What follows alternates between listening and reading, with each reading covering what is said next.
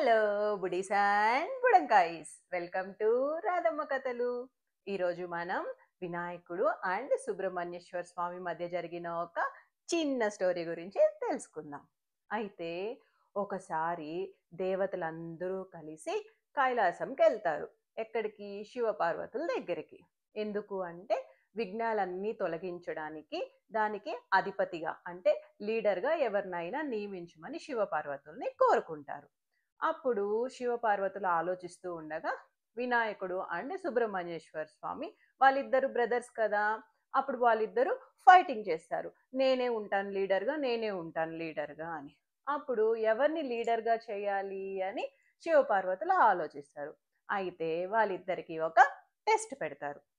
ఏంటా టెస్ట్ అంటే, ఎవరైతే ముల్లోకాలను తిరిగి అక్కడ పుణ్యనదుల్లో స్నానం ఆచరించి ఎవరైతే ఫస్ట్ శివపార్వతుల దగ్గరికి వస్తారో వాళ్ళనే లీడర్గా ప్రకటిస్తాను అని చెప్తారు శివపార్వతులు.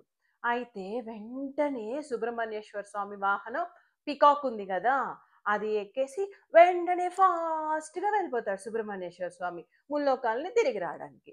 అయితే వినాయకుడు మాత్రం దిగులుగా ఆలోచిస్తూ కూర్చుంటాడు. ఎందుకు?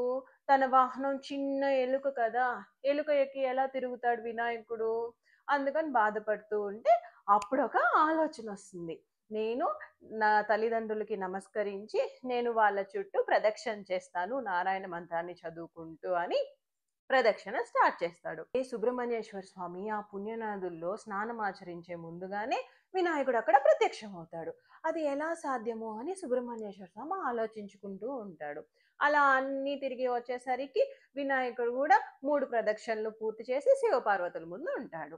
అప్పుడు శివపార్వతులు వినాయకుడిని లీడర్‌గా అనౌన్స్ చేస్తారు. అప్పుడు సుబ్రహ్మణ్యేశ్వర స్వామికి చాలా కోపం వస్తుంది.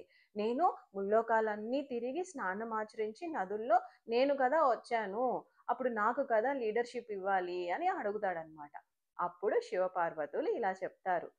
వినాయకుడు తన తల్లిదండ్రులకి గౌరవం ఇచ్చి వారి చుట్టూ ప్రదక్షిణ పూర్తి చేసి ముల్లోకాలు తిరిగి సంపాదించిన పుణ్యాన్ని వినాయకుడు ముందుగానే సంపాదించాడు. అందుకే వినాయకుడికి లీడర్‌షిప్‌ని అనౌన్స్ చేస్తున్నాం అని చెప్తాడనమాట. So, moral of the story ఏంటి? మనకేదైనా కష్టమైన ప్రాబ్లమ్ వచ్చినప్పుడు మనం భయపడకుండా స్పాంటేనియస్‌గా ఆలోచించి డెసిషన్ తీసుకొని ఆ ప్రాబ్లమ్‌ని సాల్వ్ చేయగలగాలి. అలాగే మనం మన పేరెంట్స్‌కి రెస్పెక్ట్ ఇవ్వాలి. అది ఎప్పుడు మనల్ని కాపాడుతూ ఉంటుంది. ఓకేనా? స్టోరీ నచ్చిందా? నచ్చితే like, share, subscribe to Radhamma కథలు. Thank you.